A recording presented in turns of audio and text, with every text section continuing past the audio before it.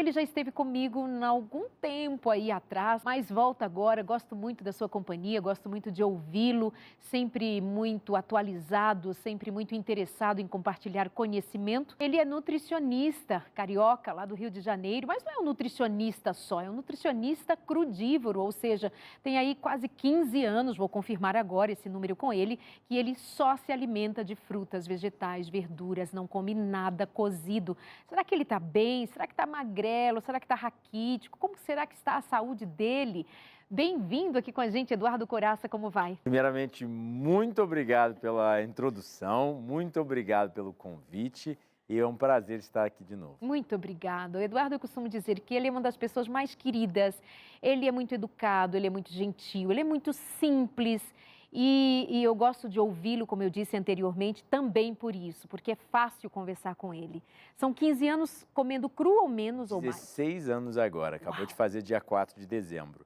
E eu acredito que a saúde fornece uma melhor capacidade de socialização a nível cientificamente comprovado. Então, eu acho que eu sou mais fácil de lidar e eu percebo o ambiente ao meu redor melhor e tenho uma conduta que a gente espera de um outro ser humano por ser saudável. Porque as pessoas não têm a conduta, às vezes, adequada hoje em dia por falta de saúde. A gente sabe, por exemplo, que doenças neurológicas podem levar à falta de empatia, entre vários outros fatores, né?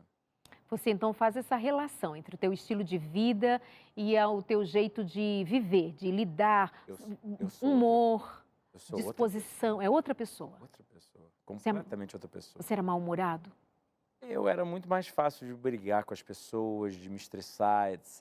E eu não entendia que isso realmente era o meu estilo de vida, era eu não ser tão saudável, porque as pessoas não diferenciam. eh, Elas acham que só por estarem vivas, elas estão saudáveis, não está num hospital. Mas existe uma grande diferença entre sobreviver e prosperar. Você vê um obeso mórbido numa cama doente, a gente sabe que ele não está no melhor tipo de saúde. Uma criança sofrendo de desnutrição na África não está na melhor condição de saúde. E por isso que a gente pega os próprios adventistas de sétimo dia de Loma Linda, na Califórnia, os adventistas até mesmo veganos, que são os mais saudáveis de acordo com os biomarcadores, ou seja, colesterol, triglicerídeos, etc., que a gente consegue analisar nas pesquisas, né, são pessoas que levam dietas plant-based, integrais, melhores estilos de vida e são famosos por serem longevos também, né? As zonas azuis, em geral, incluindo os adventistas de sétimo dia, que é Okinawa, Vilcabamba. Então, assim, eu acho que o mundo seria um lugar melhor se todos nós vivêssemos dentro dessas leis naturais, leis de Deus. Depende como cada um quer chamar, mas ainda assim, certos parâmetros biológicos que regem o planeta como a gente Regem conhece. a saúde, a vida. Vale lembrar para você, aliás, te dizer uma coisa, caso você não conheça o Eduardo, ele é bem agitado no Instagram, no YouTube. Ele também já fez uma palestra no TED, né? Foi lá do Rio de Janeiro? Ou de Foi que São Passo Paulo? Fundo, Passo Passo Fundo. Fundo, Rio Grande do Sul. A dieta do Éden, né? Você fez a palestra Dieta do Éden. Então, ele sim tem sido bastante convidado para falar a respeito do seu estilo de vida. E vale dizer para você que ele não é um adventista do sétimo dia, ele não é um religioso. Então, nós não estamos falando aqui com parâmetros religiosos, mas eu gosto de conversar com ele também, porque ele traz muito conhecimento e tem uma vida prática que a nós, adventistas, que pelo menos temos uma mensagem de saúde, que compartilhamos ou que conhecemos e que levamos como alguma coisa a ser considerada como verdade, principalmente para esses dias, é muito interessante ouvir alguém que não é religioso, não é um adventista do sétimo dia, mas é da área de saúde e tem uma vida prática com relação ao bem-estar global. Você, dizendo que há 16 anos faz uso de alimentos o mais natural possível, né? Frutas, vegetais. E ultimamente nós temos dados bem recentes que fala-se que nós temos comido muitos petroquímicos, muito plástico. Bom, eu acabei escrevendo um livro que era sobre nutrição infantil e acabou Seu virando... sétimo livro? Foi o 7º livro, Veganismo para Mães, Pais e Bebês, que eu acabei ficando impressionado com o impacto dos petroquímicos na saúde humana.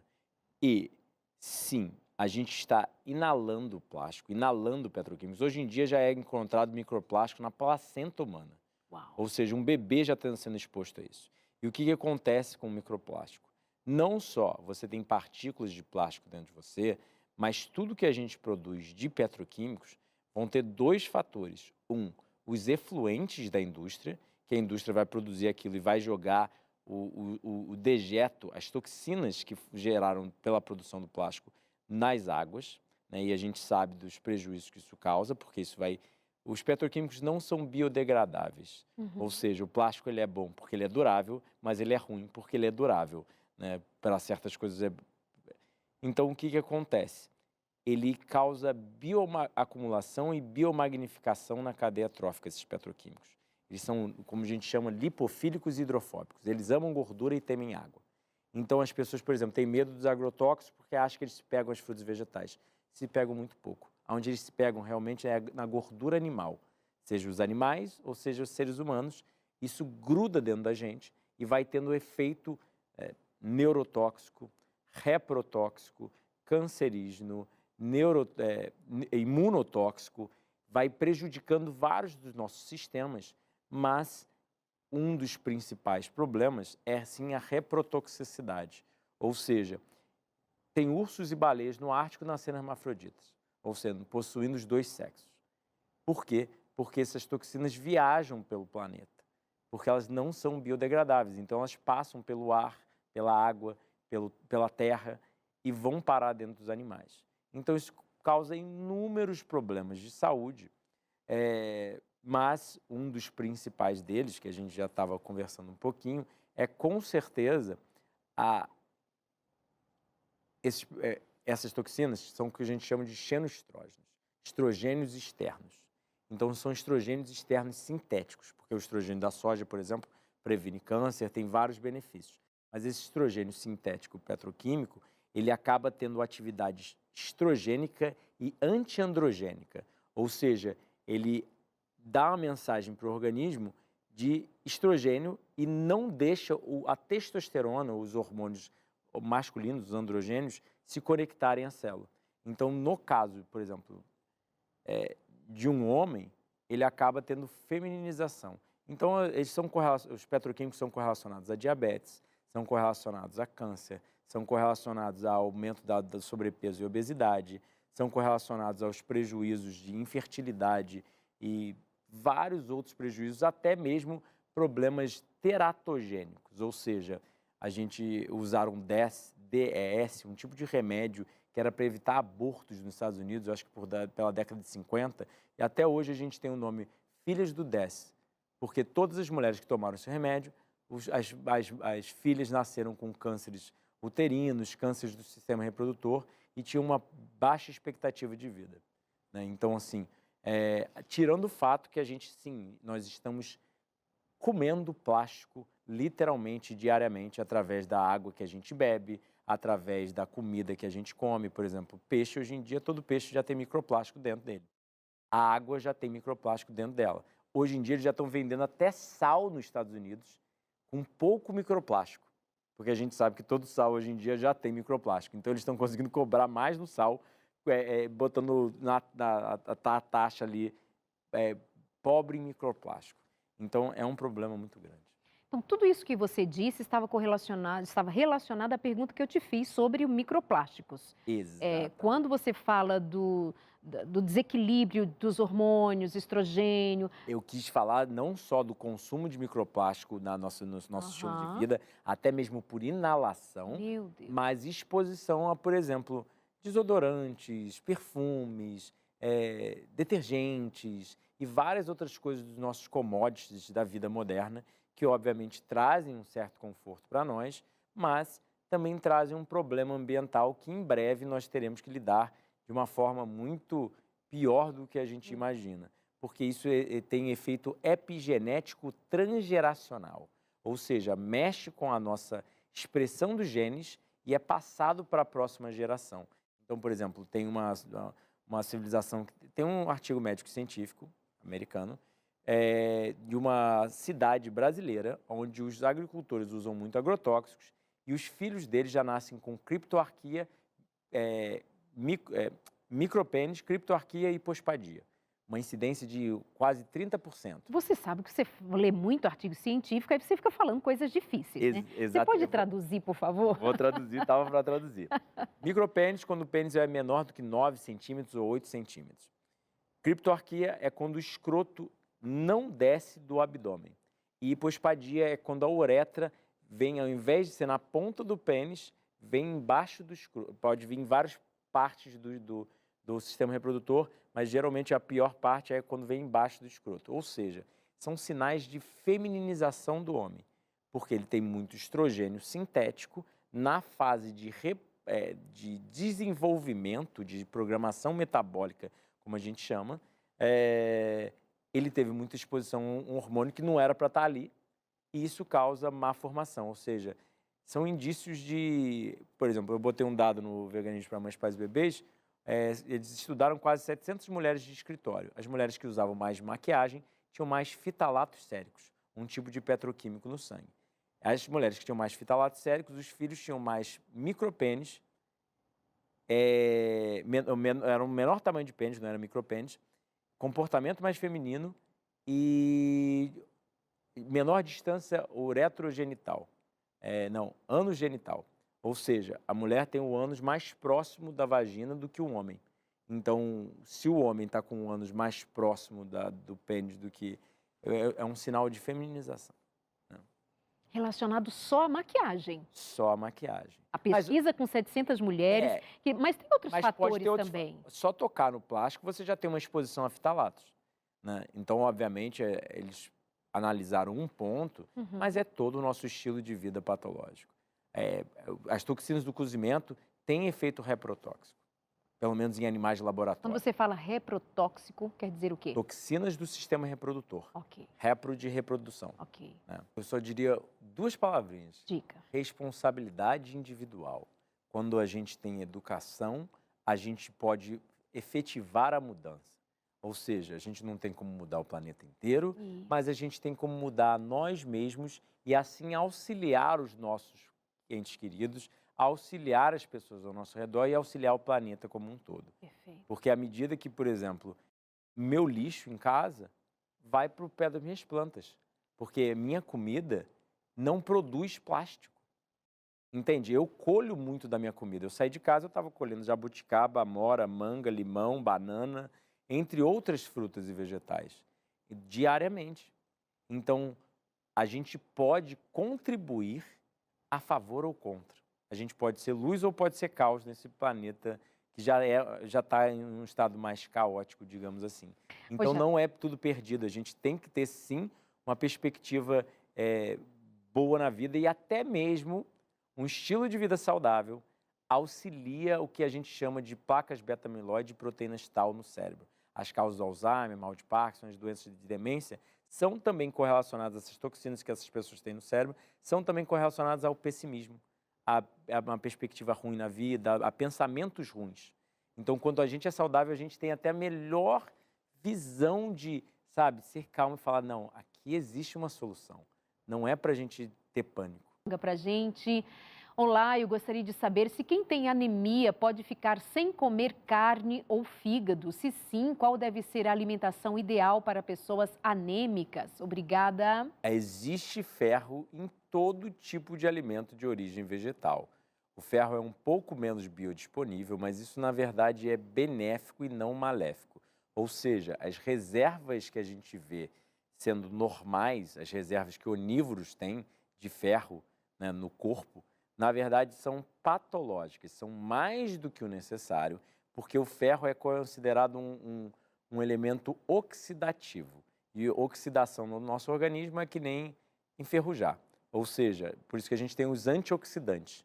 Então, sim, você consegue manter um bom nível de ferro sem consumir carne, até, na verdade, melhor sem consumir carne, mas anemia ou qualquer outro tipo de problema nutricional não é só relativo ao consumo dos alimentos. Por exemplo, a gente sabe que café prejudica a absorção de vitaminas e minerais. Cigarro, por exemplo, prejudica a absorção de B12, remédios. tem muitas coisas. Então, a gente tem que parar de pensar em nutrição como comida e pensar em nutrição como estilo de vida. Voltando para a máxima de Hipócrates, comer na doença é alimentar sua própria doença, na minha humilde opinião, até uma das razões que eu faço jejum, mas pensar que todos os fatores de estilo de vida vão estar, por exemplo, comer o mesmo alimento que você come de manhã, que tem uma baixa carga glicêmica, ele vai se tornar um alimento de alta carga alto índice glicêmico de noite. Por mais incrível que pareça, a gente tem dados científicos mostrando isso.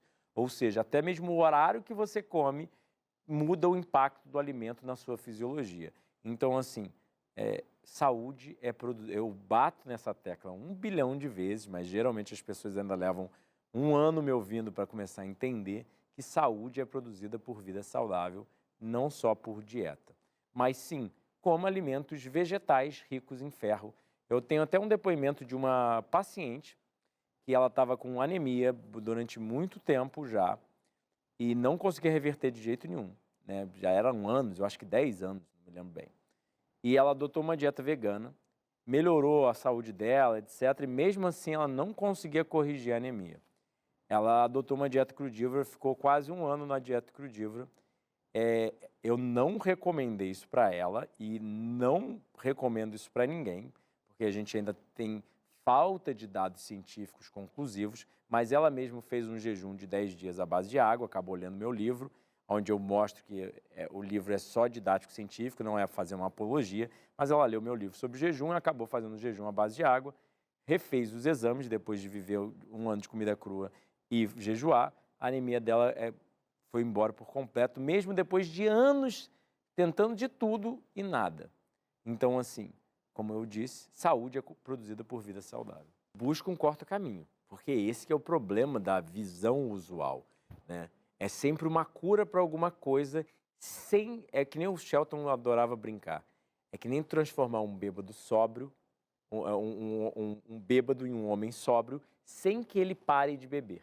Exato. Ou seja, não existe, ele sempre brincava, tipo, que você seja apaziguado dos seus pecados sem parar de pecar, né? Ou seja, se você está sofrendo algo, é porque na nossa perspectiva higienista, na nossa perspectiva de saúde por vida saudável, é que você está cometendo algo, um pecado, inconscientemente, ignorantemente no bom sentido.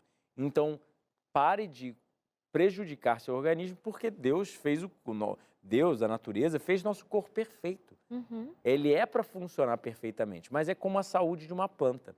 A gente leva uma planta para um botânico e ela está doente, o botânico vai olhar o pH do solo, a quantidade de sol que ela está pegando, a quantidade de nutrientes no solo, a quantidade de água. Ele sabe que é uma falta de necessidades biológicas. Por exemplo, lá em casa eu plantei bananeiras e macieiras. Uhum. É muito quente, o verão do Rio de Janeiro é muito quente, mata a maçã. Não consegue sobreviver. Mas você já vai para Portugal, você planta a mesma bananeira, a mesma macieira, a banana não dá, mas a maçã prospera. E lá em casa é o contrário, eu não preciso nem fazer nada com as bananas, elas saem crescendo adoidadas. Então é simples, a gente tem que olhar para as necessidades biológicas do organismo, se elas estão sendo fornecidas ou não, e adequar isso. E aí a gente tem reversão de... Por mais que o organismo não consiga regenerar 100% um problema de saúde, que, por exemplo, eu tenho uma estrutura óssea fina, e isso foi devido à minha infância, que foi péssima, sem amamentação, entre vários outros fatores. Meu pai, como nasceu em roça, mamou até os 6 anos de idade, tinha uma estrutura óssea que parecia de um gorila, de tão largo. Então, a gente tem que entender que não é só o presente momento, mas se você não consegue reverter o passado, faça o melhor do presente e o melhor para o futuro, né? Ou seja, minha estrutura óssea não vai virar o que deveria ser. É como a gente estava falando da minha coluna lá. Minha coluna melhorou muito? Melhorou drasticamente. Ficou 100%? Não ficou. Mas o que eu vou fazer? Eu vou continuar vivendo de uma forma patológica para produzir mais problemas da coluna e outros problemas? Ou eu vou parar de produzir o problema e ter melhor qualidade de vida que meu corpo pode alcançar no presente momento, entende? O Eduardo, ele já foi obeso, quando ele tinha um estilo de vida comum, né? Sem o conhecimento que tem hoje, o que acarretou também outros problemas. Ele tinha diabetes Diabetes tipo 2. tipo Né? 2. Não foi diagnosticada, mas eu tinha todos os sintomas de diabético. Ok. Polifagia, poliúria, polidipsia, fadiga crônica e por aí vai. Uhum. Né? E uma pletora de outros problemas imunológicos, sempre resfriado, todo mês com uma febre e por aí vai. Né? Ou seja, nós estamos num planeta doente, pelas condições em que ele se encontra, por tudo que já sofreu até hoje. Nós somos criacionistas, quem nos criou foi Deus, a natureza é criação de Deus, é a nossa crença, e a gente sabe que a vida, ela segue leis, e a gente quebra leis e a gente paga um preço por isso. Quebra a lei de trânsito e você vai receber uma multa em casa. A natureza, ela se move por leis.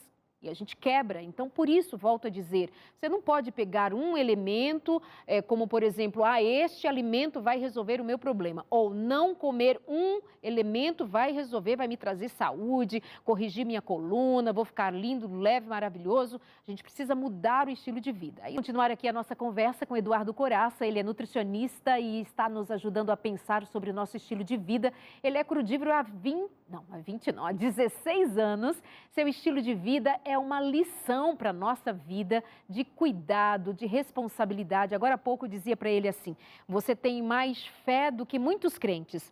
Porque, como eu disse para você no bloco anterior, ele não é religioso, ele não professa nenhuma religião, mas ele dizia assim, Darleide, eu vivo o que eu acredito. E isso é que faz a diferença. Porque muitas vezes nós, os religiosos, nós dizemos de boca que nós acreditamos, mas não obedecemos. Se nós crescêssemos e se nós vivêssemos o que nós cremos, se nós obedecêssemos, nós daríamos melhor testemunho. E muitas vezes pessoas que não são cristãs têm um estilo de vida tão apropriado com suas crenças que dá uma lição de vida para a gente, uma lição, eu diria até de moral, não é? Lição de moral. Eduardo Coraça, vamos continuar a nossa conversa, tem interação, tá bom? A Ivone diz assim, eu fiz bariátrica há 15 anos e emagreci 45 quilos, mas ainda teria que eliminar uns 20 quilos e não estou conseguindo. Sou portadora de vírus da hepatite B, sou alérgica a leite, tenho me alimentado muito mal e não tem dado certo. Não posso comer mais que uma fruta que passo mal, não sei mais o que fazer.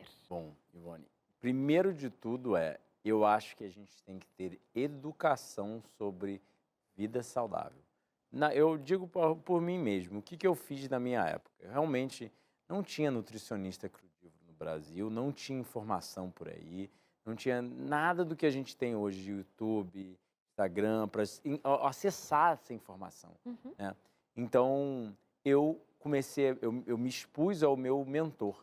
Ou seja, eu vi que o Dr. Douglas Graham, na época, era realmente alguém que sabia o que estava falando e o que ele falava fazia muito sentido e funcionava. Então, o que eu fiz? Eu convivi com ele. Minha namorada até na época brincou que falou que ele acabou com o nosso relacionamento, porque eu falava dele o dia inteiro, eu só pensava nele e aí isso acabou. Eu tinha hábitos muito péssimos antes. Eu fumava, eu bebia, eu comia comida industrializada, etc. E eu mudei completamente, felizmente, muito por causa dele, porque eu sugiro, conviva com quem você quer imitar. Se você convive com atletas, você acaba virando um. Se você convive com pessoas que roubam, você acaba virando um.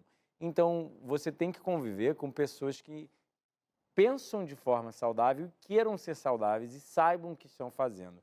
Então, assim, primeiro passo, eu acho, lê alguns dos meus livros, assiste alguns vídeos no canal, sabe? Se imersa nesse tipo de vida e conteúdo.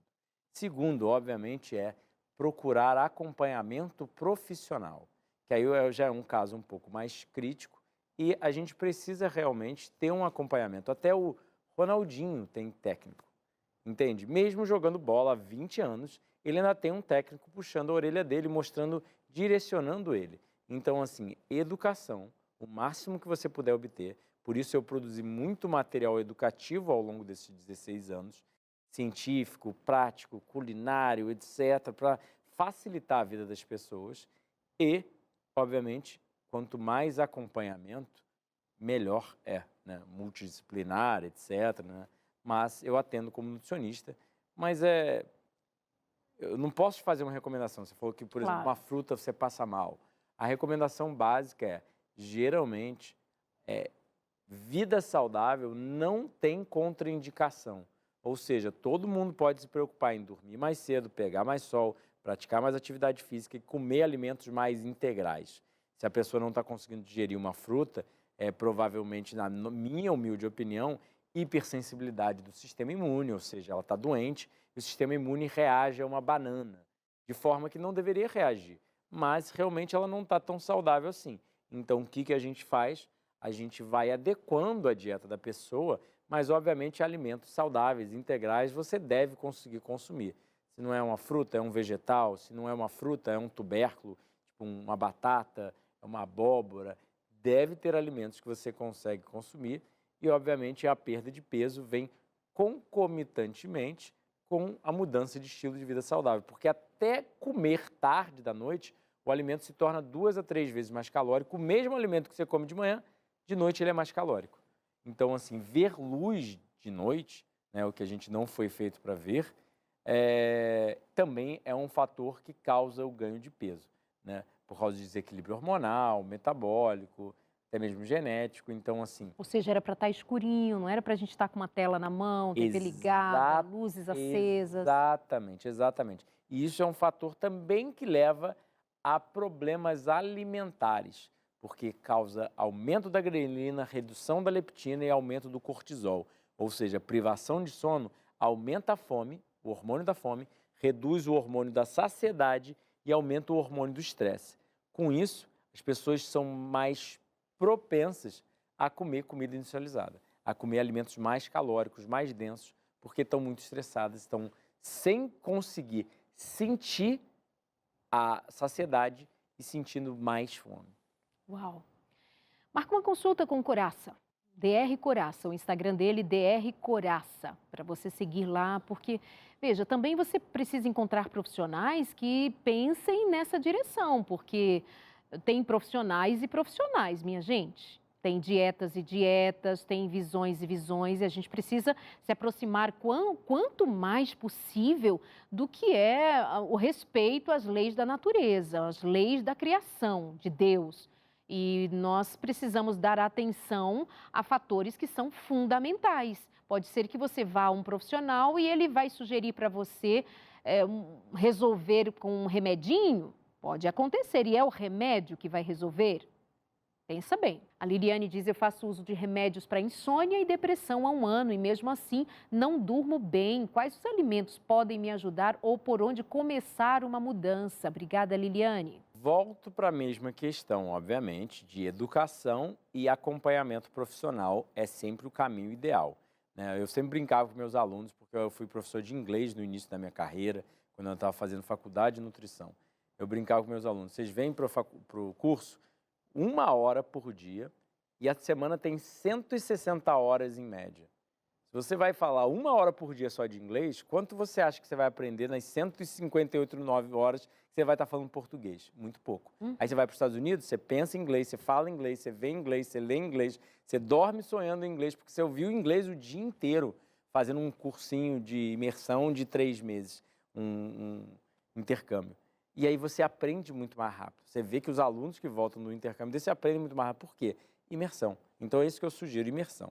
Mas, em relação à depressão, a gente tem dados científicos mostrando que fruta funciona tão bem quanto o Prozac, que é um dos principais remédios antidepressivos. Sério? Uau! Por causa que plantas têm literalmente neurotransmissores, ou seja, serotonina, plantas têm melanina, melatonina, por exemplo, que é o hormônio do sono, que ela relatou, insônia, né? Então, assim, depressão é correlacionada à privação de sono. Ou seja, pessoas que dormem menos são expostas à luz de noite, o que a gente chama de cronodisrupção, é um prejuízo no controle do relógio biológico, uma parte do cérebro que a gente chama de núcleo supraquiasmático. É literalmente o relógio mestre que controla os relógios periféricos. Então, até mesmo diabetes, por exemplo, que não tem nada a ver com isso, tipo, com a pergunta dela, tem correlação com cronodisrupção. Ou seja, a gente vê luz na hora errada, o cérebro acha que aqui é meio-dia porque ele está vendo o sol, né? Na cabeça, o cérebro não sabe diferenciar o sol. Na cabeça do cérebro. O cérebro não sabe diferenciar o sol da luz elétrica e isso acaba prejudicando todo o controle. Então, assim, O que eu sugiro é falta de vitamina D, talvez, começar a pegar sol, porque isso até mesmo auxilia a sincronização desse relógio biológico e influencia também no seu humor. Tanto é que a gente tem depressão sazonal naqueles países europeus que ficam muito tempo sem luz por causa o fuso horário é diferente e eles sofrem muito mais de depressão sazonal. Então a gente tem que verificar, obviamente, eu pego uma anamnese do paciente, estudo o estilo de vida dele e mostro para ele, através de dados científicos, o que ele está fazendo de errado para produzir a doença e o que ele está deixando de fazer de certo para produzir saúde. Ou seja, até a exposição ao sol no período matinal auxilia a produção de melatonina, ou seja, aumentando em níveis séricos, aumentando no sangue em até quase 20% o seu hormônio do sono, que é um fator importante para a gente dormir bem.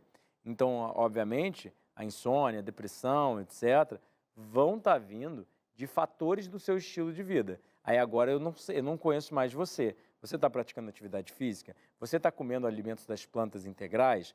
Você está sendo exposta a toxinas ambientais? Você está sendo exposta a estresse? Você está vendo muita luz elétrica noturna, principalmente esses LEDs de luz azul, como a gente chama, que é uma alta quantidade de luxes, ou seja, é como se o celular fosse um sol na sua cara, porque as pessoas ficam com o celular até tarde, ficam com luz elétrica até tarde, vindo do teto, que é um outro fator que também faz o cérebro achar que o sol está lá em cima, né? E aí o que acontece? Ela não consegue dormir quando ela desliga a luz. Ela fala, eu fui dormir às 10, mas só consegui dormir às 11h30. Até a melatonina subir, leva um tempo. E você está vendo luz, então é como se você tivesse desligado a luz às 10, mas só que, na verdade, o sol cai às 6, a gente só vai conseguir dormir às 7h30, porque leva um tempo até a melatonina subir no sangue, começar a ser produzida pela glândula pineal e chegar no sangue e realmente botar o corpo para dormir. Então, o sono, a melatonina é até mesmo um hormônio anticâncer, porque o sono é o mecanismo de reparo. Então, quando a gente vê luz noturna, a gente aumenta os mecanismos reduz os mecanismos de reparo do DNA e aumenta o dano ao DNA. E o DNA é o código da vida, ou seja, é o que produz tudo no nosso corpo. Faz o dedo saber que é dedo, o pâncreas saber que é pâncreas e por aí vai. Então, se você machuca seu DNA, se você machuca a sua qualidade de sono, você vai estar machucando todos os parâmetros da vida, né?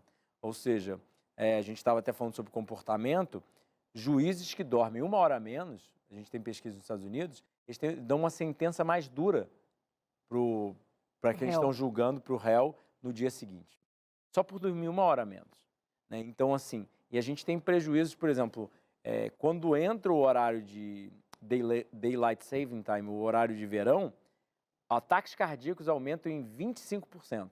Quando o horário de verão acaba, ataques cardíacos reduzem 24%. Uau! Os dados são muito claros. Quanto menos você dorme, menos você vive. Então, assim, mas só que como que a gente vai dormir bem?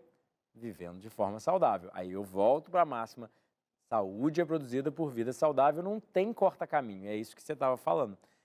Tem remedinho? Tem. Vai te fazer, às vezes, vai paliar, tratar ou suprimir o sintoma no presente momento? Vai. Vai curar o problema? Não. Você mesmo falou que você estava tomando remédio e você ainda está vivenciando o problema depois de 1 ano. E não está conseguindo dormir mesmo tomando o remédio.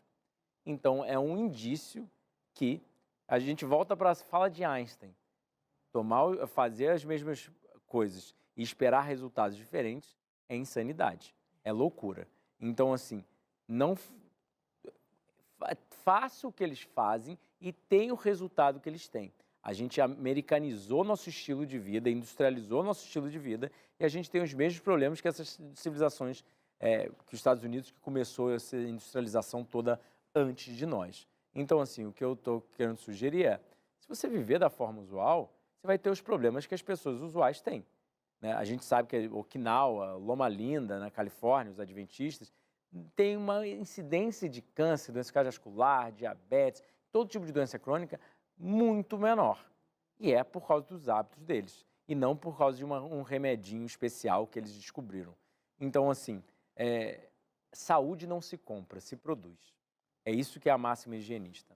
Para de pensar que saúde vai ser comprada e começa a produzir saúde com o seu próprio livre-arbítrio diário. Esse que é o bonito das coisas. A gente escolhe ser saudável, investe nisso, a gente colhe o que a gente planta. Pronto, é isso. A Débora diz, eu fui diagnosticada com câncer de intestino e comecei a fazer a dieta crua há 10 dias. Sinto que estou melhorando de dores de fibromialgia. E o que você me orienta a fazer e comer? Obrigada, Débora. Saúde. Bom, Débora, eu volto a reenfatizar a imersão, o estudo, que é o que muita gente me pergunta como que eu me mantive nesse caminho há 16 anos. Tudo que eu faço, eu vou estudar. Eu não vou, obviamente, eu ouço opiniões profissionais, e ouvi opiniões profissionais de vários profissionais na época, mas, ao mesmo tempo, eu estudei muito, eu me dediquei. É minha vida, minha saúde.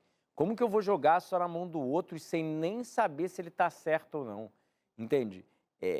Eu quero o melhor para mim, então eu não posso só jogar na mão do outro. Eu tenho que testar, eu tenho que verificar.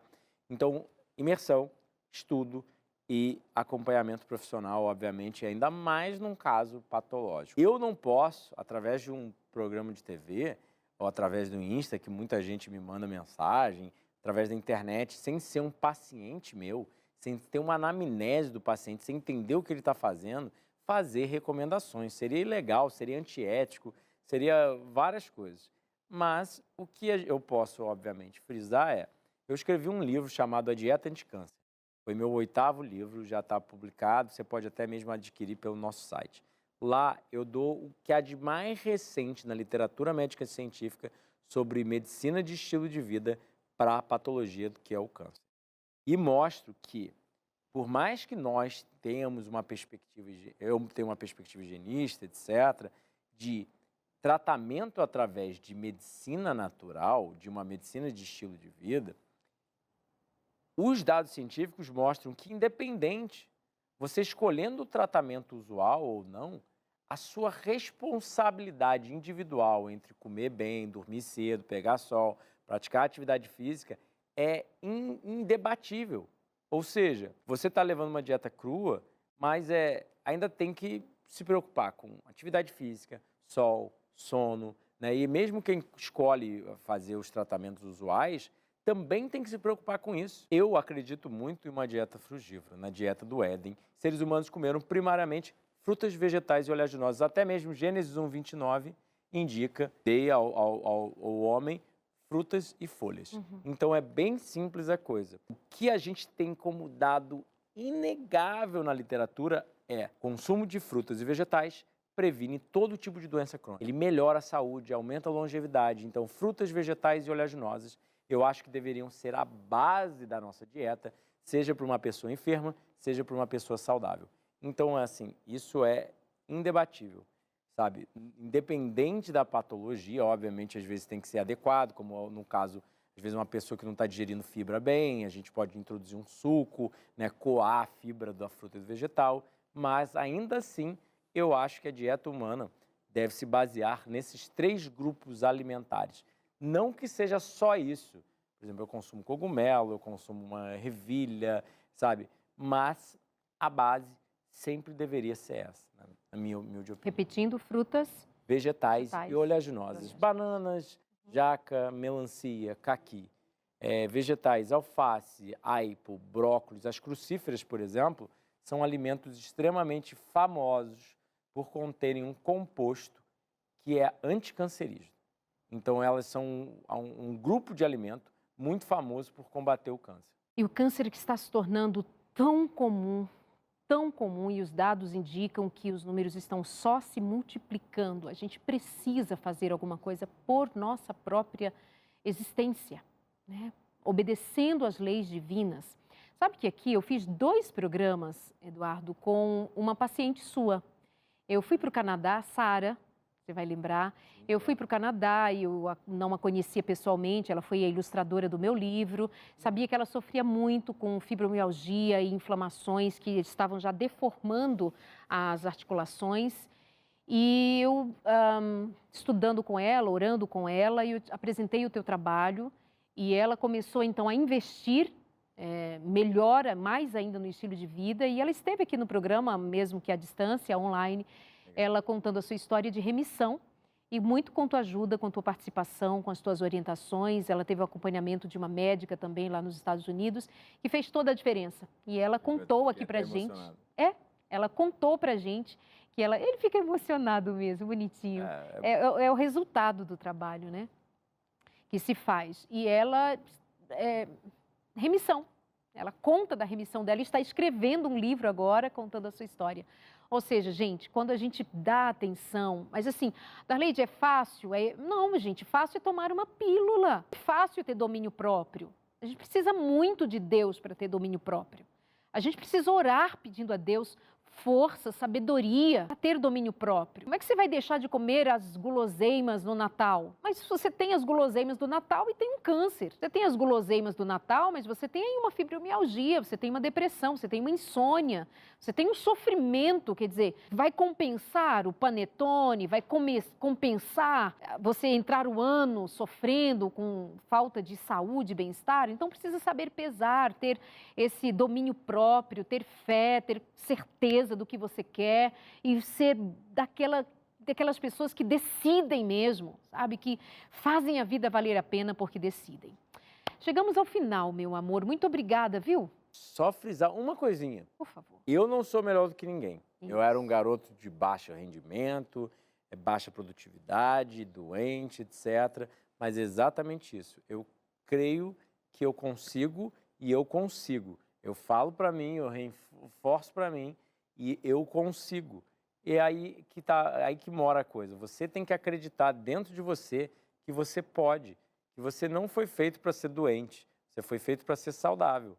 Então, eu já fiz um jejum de 39 dias à base de água, vários jejuns, mas um mais longo. Vivo há 16 anos de comida crua, mas eu vim de um quadro de obesidade, fumante, bebia muito, comia só comida industrializada. Eu tinha os piores hábitos e a pior saúde que você pode imaginar. São 16 anos sem um espirro, sem uma doença, sem um problema de saúde, sem nada, acordando todo dia, sendo extremamente produtivo. Então você também pode, só basta querer. Se dedicar, e tudo que a gente obtém na vida é o quê? Através de estudo, prática, que nem eu brinco. Você me vê dançando tango, que não é tango, né? Vivendo dessa forma saudável, você acha que, eu concordo com tango, vou dançar tango. Mas chegar a dançar tango profissional de campeonato mundial não é tão simples. Não é da noite para o dia que você vai olhar para o professor dançando e falar, agora eu estou dançando tango. Você vai embaralhar as pernas 10 mil vezes até aprender o passo. Então, eu acho que é basicamente isso. É isso. Obrigada, viu? Deus te abençoe prazer. muito.